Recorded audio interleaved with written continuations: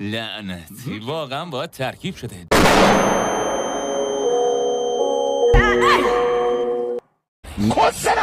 مواظب باش.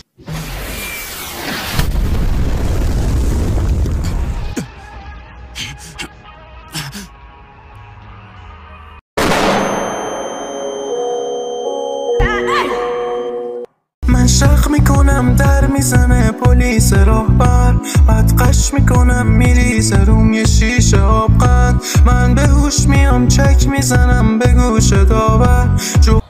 وقت تمومه.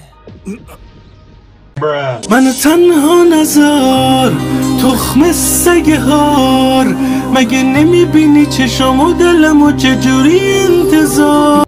خب کدومشون قوی ترین؟ خب اگه اون همه قدرتشو در اختیار داشته باشه شاید بتونه یه ذره درد سرساز بشه. یعنی شکستت میده؟ مگه تو خواب ببینه. میخوایم بریم دنبال سومین سال اولیمون. گمونم تا عصر برسیم به توکیو. اگه کسی از هوش بره چی کار کنه؟ به خاطر زیبایی میگم.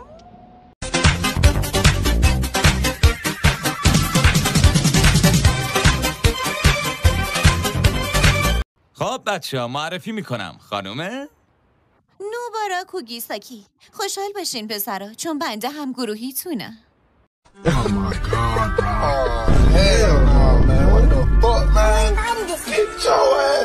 ساوری کاش میتونستم برای آخرین بار ببینمت.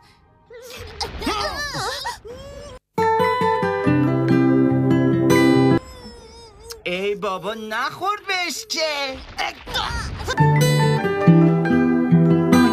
تو مگه چی خوردی که تونستی با دست خالی اون دیوارو خورد کنی ها؟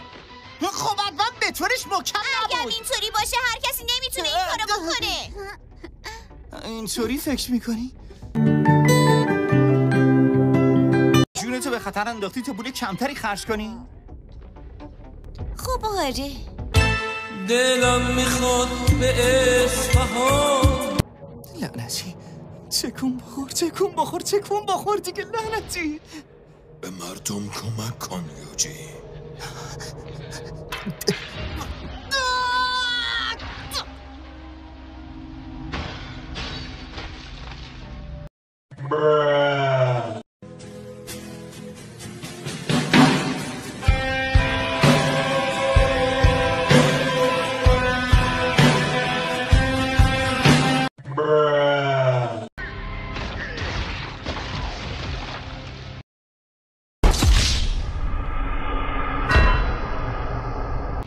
پس منتظر چی هستی؟ اگه میخوای جامونه عوض کنی عجله کن.